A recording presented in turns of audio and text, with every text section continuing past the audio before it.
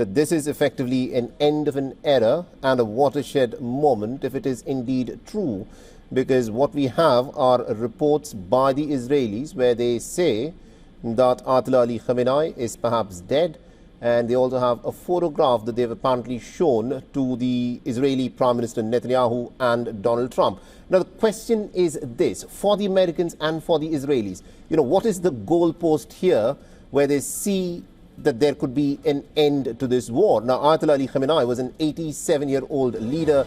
He was, in many ways, symbolic and represented what the Iranian revolution that happened in 1979 was. And in his absence, how will things move from here? There could be a successor, but his potential line of successors could also have been killed in these Israeli and American attacks. And now we, of course, need to wait and watch out for as to what, of course, is happening. At this moment, Susan, what are you picking up at your end? Because there has to be an end game. And what is the American and Israeli end game here?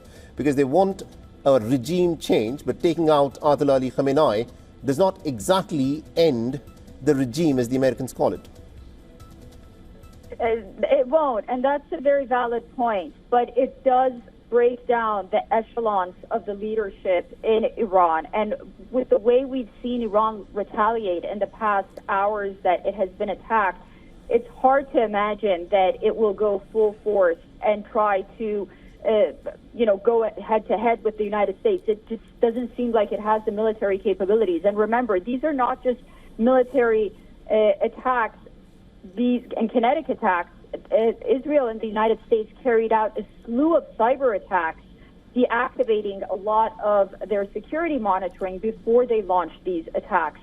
So this may very well be a war of regime change for Iran, but it also really signals that we are seeing a turning of the page when it comes to the Iranian regime. And if you don't mind, just for a few minutes, I can talk about my own experience living in Iran and working in Iran. Go ahead, Susan. Go ahead, tell us. There was really a sense, among everyone, there was a sense of fear because of Ayatollah Khamenei and because of how his government and his regime would retaliate against the opposition, whether you were in the media, whether you were just ordinary people in the street, whether you were just merchants. And so everyone was always walking on eggshells because they didn't want to end up in prison because they were opposed to the leadership. And it was blasphemy to even criticize the supreme leader and also many of his security apparatus as well. That would land you in jail, and if it went far enough, it would be a death penalty. So you are taking away someone from a nation that many people, while some had adored, many of the population really feared.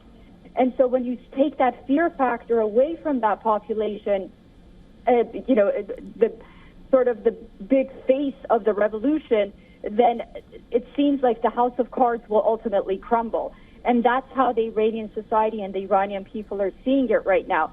And again, it's as I mentioned, from my experience, it's hard to imagine that anyone else had that kind of power and that allure that would take Khamenei's place, that could sort of bring the nation together, whether it was under the scope of fear or whether it was under the scope of the Islamic revolution or religion. There is just not. There's not another person that would be able to do that. That's why this is so significant. And so it's really hard to imagine that this regime is going to survive something like this. Interesting. That's a crucial point that you've made, touching upon your personal experience of having lived in Iran, and also about the kind of the individual that Ayatollah Ali Khamenei was, and the kind of gravity that he had in terms of the power that he was able to wield because of his influence within the Iranian system. Now, these are at this moment still reports. These are reports where Israel says that Ayatollah Ali Khamenei is dead. And let's in fact listen to the soundbite by Benjamin Netanyahu. This morning, in a powerful surprise strike, the compound of the tyrant Ali Khamenei was destroyed in the heart of Tehran. For more than 3.5 decades, this cruel tyrant has spread terror around the world while oppressing his own people, and has worked tirelessly, without pause, on the plan to destroy Israel. That plan is no more, and there are many signs that this tyrant is no longer alive. All right, so that is, of course, the soundbite that Benjamin Netanyahu put out a little while back, saying that there are many signs which indicate that Ayatollah Ali Khamenei is no more. That, of course, is a big development in terms of what has happened in this war so far. So Israel claims that Ayatollah Ali Khamenei is dead. The body has been found, and senior Israeli officials also say that his body has been found, and there are reports that his body photograph has been shown to Netanyahu and to Donald Trump. More updates coming in. Top security official Ali Larijani says that Iran will teach an unforgettable lesson to Israel and the United States. Iran's top security official has vowed to teach an unforgettable lesson to Israel and the United States after they launched a wave of attacks against the Islamic Republic. Now, Ali Larijani is the head of Iran's Supreme National Security Council, who's posted on X, saying that we will make the Zionist criminals and also the shameless Americans regret it.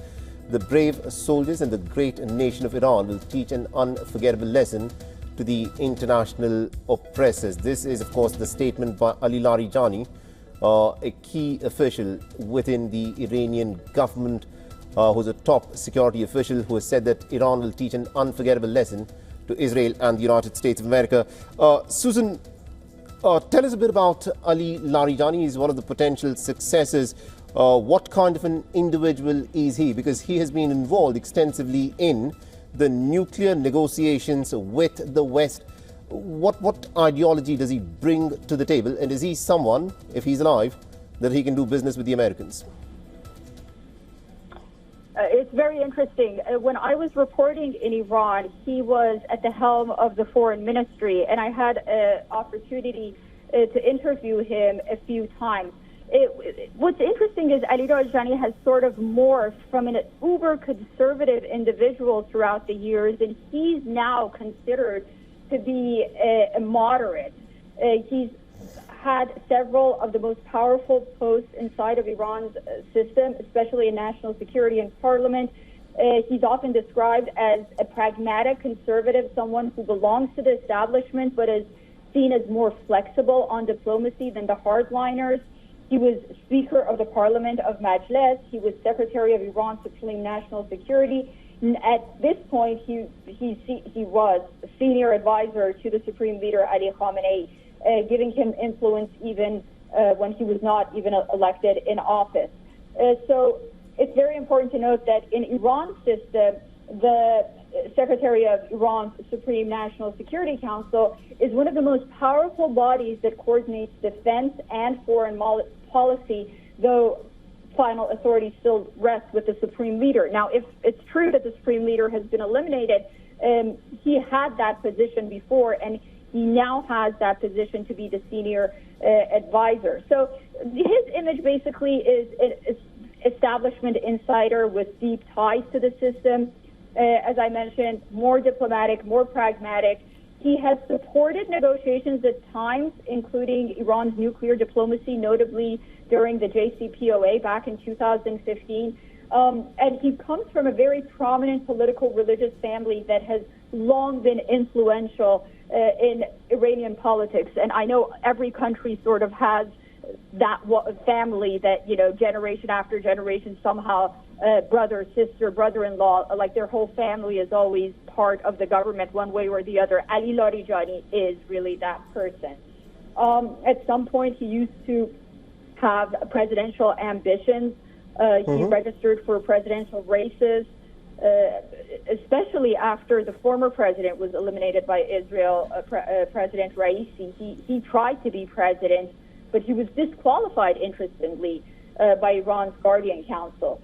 So, you know, it just shows that while he was very close to the leadership, there was this concern that he may become too powerful. Right. And then a few days ago, when the Iranian Supreme Leader, there was reports that he has granted authority to Larijani should he be killed.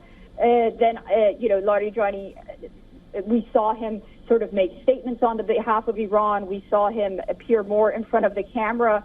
So it'll be interesting to see if this is the person that's going to take charge once Iran confirms that Khamenei is dead.